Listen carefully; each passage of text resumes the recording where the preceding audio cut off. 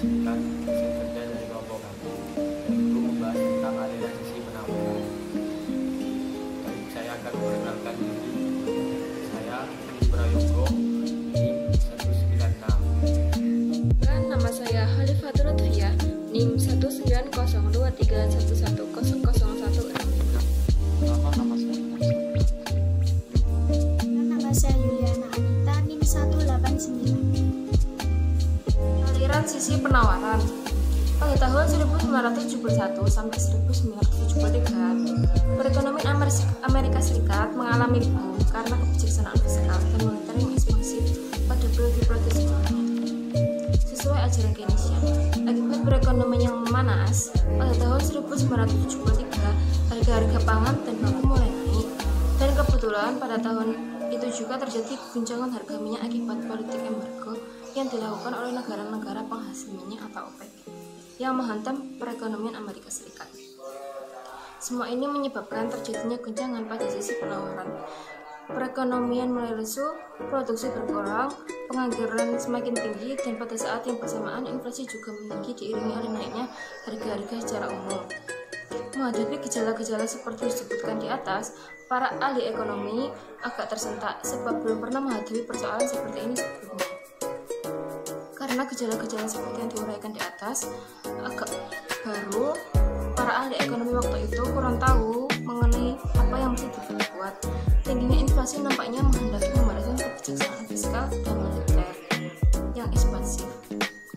Tetapi guncangan penawaran telah menyebabkan berkurangnya produk nasional. Dengan demikian juga sulit untuk membatasi kebijaksanaan fiskal dan moneter tersebut. Pada tahun-tahun sebelumnya, kebijaksanaan moneter yang restriktif cukup ampuh dalam memerangi inflasi. Bahkan pada akhir tahun 1974, pada saat resesi mulai jalan, pemerintah Amerika Serikat masih mempertimbangkan suatu program peningkatan tingkat pajak untuk memerangi inflasi. Tetapi yang betul-betul dilaksanakan tahun 1975 adalah kebijaksanaan fiskal yang ekspansif. Sebagaimana dampaknya, perekonomian bergerak cepat atau terjadi recovery dan tingkat pengangguran dapat ditekan. Hanya saja sekarang tingkat inflasi sangat tinggi. Keadaan menjadi lebih parah sewaktu gelombang kenaikan harga-harga minyak kedua pada tahun 1978 kembali menghantam perekonomian Amerika Serikat. Dalam menghadapi inflasi yang semakin tinggi tersebut, pemerintah Amerika Serikat mencoba mengadopsi kebijaksanaan moneter yang baru sesuai ajaran monetaris yang terkonsentrasi pada usaha menahan laju pertumbuhan stok uang. Pada saat yang bersamaan, pemerintahan akan pinjam agak naik, baik dari pihak produsen maupun konsumen. Khawatir pada berlanjutnya inflasi, maka pemerintah Amerika Serikat pada bulan Maret 1980 mengumumkan suatu program pengawasan kredit. Jumlah pinjaman-pinjaman dibatasi. Langkah ini perlu diambil untuk menahan laju pertumbuhan stok uang. Sementara pemerintah masih berusaha mengontrol laju pertumbuhan uang untuk menekan inflasi, tahun 1981 sampai 1982 terjadi resesi. Diukur dari tingkat pengangguran yang diakibatkannya, resesi ini dinilai yang terburuk sejak depresi besar-besaran tahun 30-an. Pada akhir tahun 1982, akhirnya pemerintah mengabaikan rencana pembatasan uang sesuai anjuran Kubu Monetaris, melainkan membiarkan sejumlah uang beredar tumbuh cukup tinggi untuk memerangi resesi yang dihadapi. Tentu saja hal tersebut membuat Milton Friedman yang menjadi arsitek aliran monetaris sangat marah. Dalam suratnya ke Wall Street Journal tanggal 18 Desember 1995, Friedman menjelaskan bahwa pemerintah, tepatnya The Fed, tidak pernah mengadopsi kebijaksanaan yang dianjurkannya secara serius. Pengakuan pemerintah tahun 1979 yang akan mengadopsi kebijaksanaan moneter sesuai anjuran Kubu Monetaris dituduh sebagai retorika belaka, tetapi tidak dilakukan secara konsisten dalam praktek. Lebih lanjut, Friedman menjelaskan bahwa sejak The Fed mengakui menganut pandangan monetaris tahun 1979, pertumbuhan stok uang justru tidak stabil. Apa yang dilakukan oleh pemerintah? Demikian tutup Friedman, jelas bukan kebijaksanaan sesuai anjuran monetaris. Kesimpulannya, aliran monetaris memang pernah berhasil meyakinkan bahwa stok uang sangat erat kaitannya dengan aktivitas ekonomi. Tetapi penerapan kebijaksanaan ekonomi sesuai pandangan monetaris tidak dijalankan dengan sepenuh hati di Amerika Serikat, kecuali pada periode tahun 1969 sampai 1971 dalam usaha memerangi inflasi yang diwarisi dari pemerintah Johnson. Walaupun kebijaksanaan monetaris lahir di Amerika Serikat, tapi negara yang melaksanakan kebijaksanaan sesuai dengan resep monetaris ini bukanlah pemerintahan Amerika Serikat sendiri, melainkan pemerintahan Thatcher di Inggris.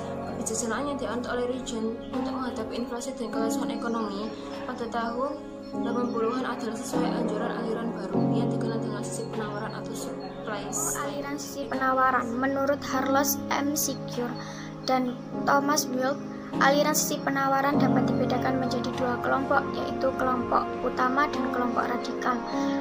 Aliran kelompok utama diwakili oleh Martin Feldstein dan Michael Buskin. Aliran kelompok utama menekankan perlunya insentif pajak dalam memacu pertumbuhan ekonomi lewat dampak terhadap tabungan dan investasi. Kelompok aliran ini banyak menganalisis dampak perubahan pajak terhadap aliran labor serta dampak keamanan sosial terhadap jumlah tabungan. Kelompok ini juga telah banyak memberi sumbangan pemikiran lewat jurnal-jurnal ilmiah yang berpengaruh serta aktif dalam profesi ekonomi. Kelompok yang kedua yang disebut dengan kelompok radikal adalah kelompok yang mendapat publisitas lebih banyak. Kelompok ini berpendapat bahwa pemotongan pajak akan memberi dampak positif terhadap tabungan, investasi, dan penawaran tenaga kerja, serta penerimaan total yang lebih banyak dari pajak. Kelompok aliran sisi penawaran radikal mengajukan dua preposisi diantaranya, yaitu satu, bahwa pemotongan pajak akan memberi dampak besar kepada produktivitas kerja sehingga secara total penerimaan pajak akan meningkat. 2. Bahwa program pemotongan pajak akan memberi dampak positif dalam meningkatkan laju pertumbuhan output dan mengurangi inflasi. Perbedaan pandangan Keynesian dan moneteris. Aliran sisi penawaran percaya bahwa yang harus diberi perhatian utama bukan sisi permintaan seperti yang dilakukan kubu Keynesian maupun moneteris, melainkan sisi penawaran. Perubahan dalam sisi pandang ini terjadi karena masalah ekonomi yang dihadapi di tahun 80-an berbeda dengan yang dihadapi pada masa-masa sebelumnya, terutama pada masa Keynesian seperti pernah diuraikan sebelumnya. Pada masa Keynes, perekonomian relatif kurang berkembang, ditandai oleh keadaan di mana sering terjadi resesi, bahkan juga depresi, dan harga-harga cenderung menurun.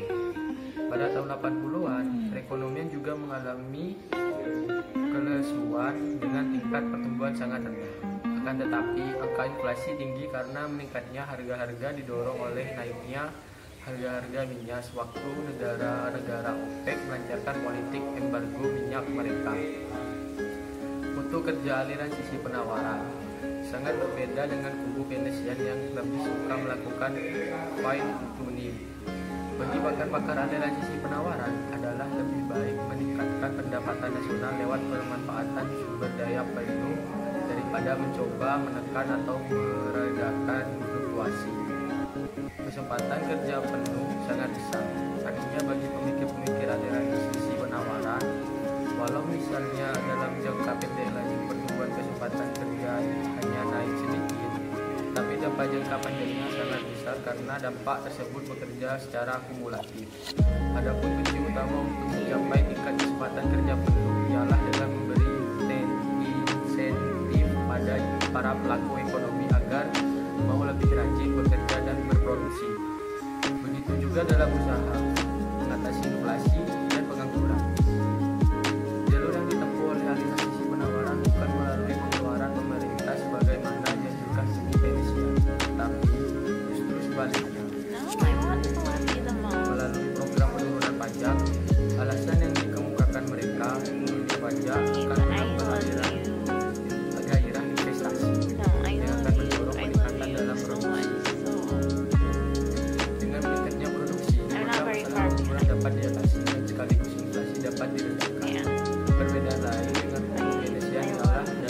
analisis.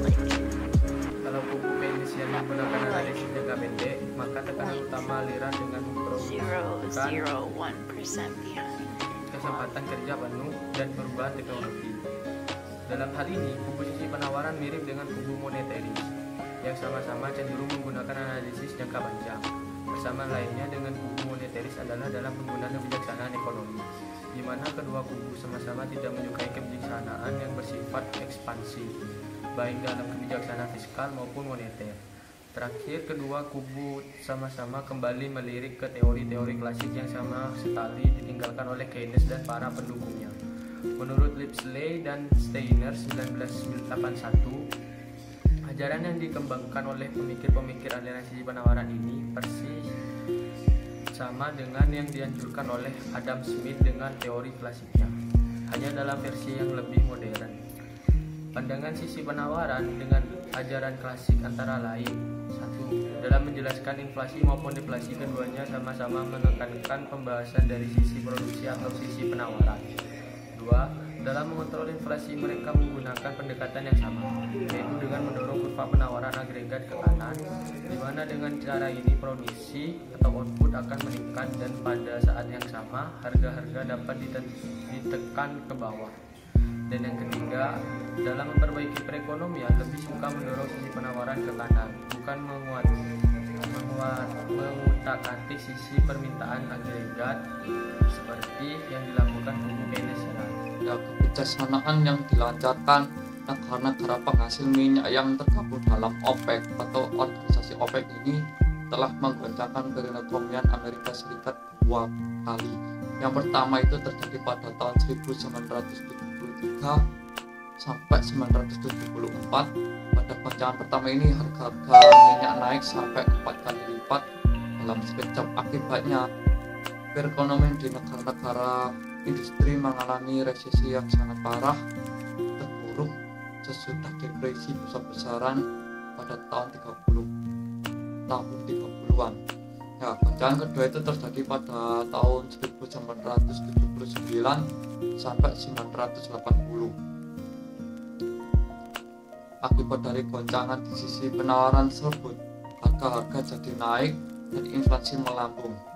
Kedua goncangan tersebut membuat orang takut pada goncangan yang terjadi pada sisi penawaran yang didorong oleh kenaikan biaya-biaya. Jika kurva penawaran bergeser ke kiri, output berkurang dan pada saat yang bersamaan harga melambung. Dalam situasi seperti ini, kalau seandainya dilakukan kebijaksanaan ekspansif, baik kebijaksanaan fiskal maupun moneter, maka harga akan semakin tinggi dan inflasi tentu akan semakin melambung. Oleh karena itu, timbul pemikiran bahwa sebaiknya diutak-atik adalah sisi penawaran, supply shock, dengan mendorong penawaran agregat ke kanan, maka output akan bertambah dan bersama dengan itu harga-harga akan semakin menurun. Nah, untuk langkah-langkah yang dilakukan untuk mendorong kurva penawaran ke sebelah kanan dan upaya mempromosikan peningkatan output nasional sekaligus membuka kesempatan kerja serta menekan laju inflasi, yaitu yang pertama mendorong masyarakat untuk lebih rajin menabung. Karena dilihat dari kubu sisi penawaran justru melihat aktivitas menabung dari sisi positifnya, di mana dengan semakin besarnya tabungan masyarakat maka akan berkumpul dana untuk kegiatan investasi. Dan selanjutnya ini akan mendorong peningkatan dalam produksi dan sekaligus peningkatan dalam pendapatan nasional serta pembukaan lapangan kerja baru. Ya, untuk yang kedua yaitu menurunkan tingkat pajak, maka akan turunnya pajak itu akan meningkatkan produksi meningkat dan perusahaan-perusahaan yang itu akan semakin terdorong untuk berani mengambil risiko dan untuk menambah lapangan kerja. Ya, yaitu yang ketiga yaitu mendorong masyarakat untuk berani mengambil risiko dalam karena jika dibarengi dengan menurunkan tingkat pajak yang kedua tadi, maka pengusaha-pengusaha akan lebih terdorong untuk melakukan investasi dan mengambil inovasi serta teman-teman baru untuk meningkatkan produksi. Nah, seperti itu. Ya, keempat yaitu mendorong mobilitas angkatan kerja, yaitu dilakukan dengan menghentikan program-program bantuan sosial dari pemerintah, misalnya dengan mengurangi bantuan pangan atau bantuan daerah-daerah miskin dan sejenisnya. Dengan dikurangnya program-program bantuan sosial ini, orang akan terpaksa mencari lapangan atau daerah lain yang lebih menjanjikan masa depan yang lebih baik. Langkah ini oleh sebagian orang dinilai terlalu tinggi dan kurang berberi kemanusiaan, tetapi pakar-pakar aliran dari sisi penawaran hasilnya dijamin lebih efektif dalam usaha mengatasi kemiskinan. Ya, untuk yang kelima itu mendorong masyarakat untuk lebih banyak bekerja di sektor real, yaitu mengarahkan masyarakat untuk lebih banyak bekerja di sektor-sektor atau bidang usaha yang betul-betul tampak hasilnya dalam meningkatkan output nasional. Perluasan lapangan kerja di bidang sosial seperti hukum sosial, antropologi, keguruan, ekonomi begitu dianjurkan, sebab hasilnya pekerjaan mereka tidak begitu nampak dalam upaya meningkatkan produksi atau output nasional. Sehingga untuk perusahaan lapangan yang disebutkan tadi kayak antropologi itu sosial itu sangat tidak dianjurkan, sangat nampak tidak begitu nampak dalam upaya meningkatkan produksi atau output. Jadi langkah-langkah itu mendorong masyarakat untuk lebih rajin menabung, menurunkan tingkat pajak, mendorong masyarakat untuk lebih berani mengambil risiko dalam berusaha, mendorong mobilisasi angkatan kerja, dan yang lima mendorong masyarakat untuk lebih banyak bekerja di sektor real. Dari berbagai langkah-langkah tersebut, yang paling efektif dan efisien adalah yang nomor 2, yaitu tentang program pemotongan pajak. Pakar-pakar aliran sisi penawaran percaya bahwa pemotongan pajak tidak akan menyebabkan berkurangnya produksi nasional, tetapi justru akan meningkatkannya. Bahkan lebih jauh, mereka menyebut bahwa pemotongan pajak ini sendiri tidak akan mengurangi penerimaan pemerintah dalam total pajak yang dikumpulkan. Ya, untuk dalam proposisi yang dilakukan oleh ahli-ahli ekonomi sisi penawaran ini jauh agak bersifat kontroversial. Pendapat umum bahwa tingkat pajak yang lebih rendah berarti penerimaan pemerintah yang lebih akan ikut rendah. Tapi menurut dari sisi penawaran tidak demikian. Pengurangan beban pajak dapat meningkatkan penerimaan pemerintah karena adanya dampak insentif terhadap partisipasi kerja yang lebih tinggi. Pakar-pakar aliran sisi penawaran percaya bahwa program pemotongan pajak akan menguntungkan semua pihak.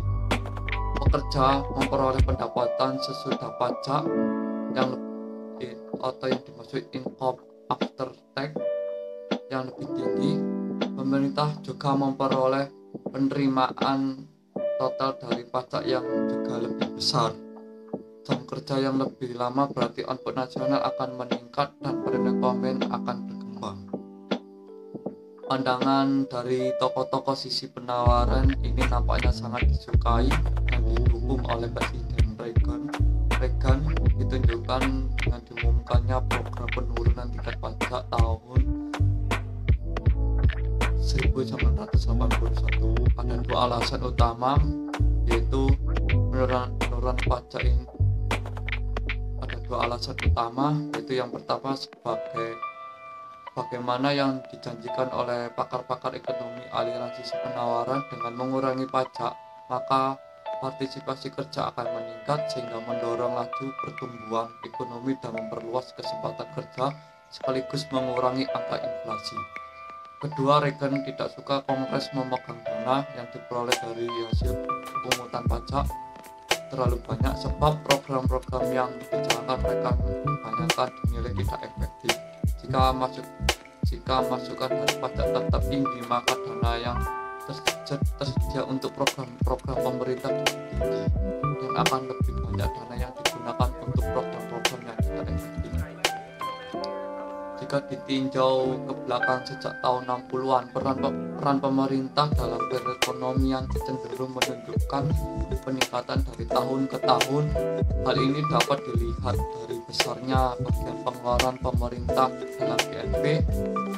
Hal seperti ini tidak akan terjadi di Amerika Serikat, tetapi juga dijumpai negara-negara lain sebagai akibat pengaruh Keynesian. Di Amerika Serikat sejak tahun 1981, kebijaksanaan pengeluaran pemerintah yang tumbuh terlalu cepat mendapat serangan tajam dari berbagai pihak, terutama sekelompok sisi penawaran. Alasan utama ketidaksenangan tersebut adalah karena kenyataan bahwa sebagian besar dari program-program yang berasal dari pemerintah tidak memberikan manfaat yang memadai, dan di lain pihak beban pajak masyarakat selalu tinggi. Ya, jadi kesimpulannya itu pemikir aliran sisi penawaran percaya bahwa dampak positif penggunaan dana sendiri oleh swasta terhadap peningkatan output nasional, perluasan kesempatan kerja, dan peningkatan kesejahteraan masyarakat lebih besar dibandingkan dengan keadaan di mana pajak dikumpulkan terlebih dahulu untuk kemudian dialokasikan oleh pemerintah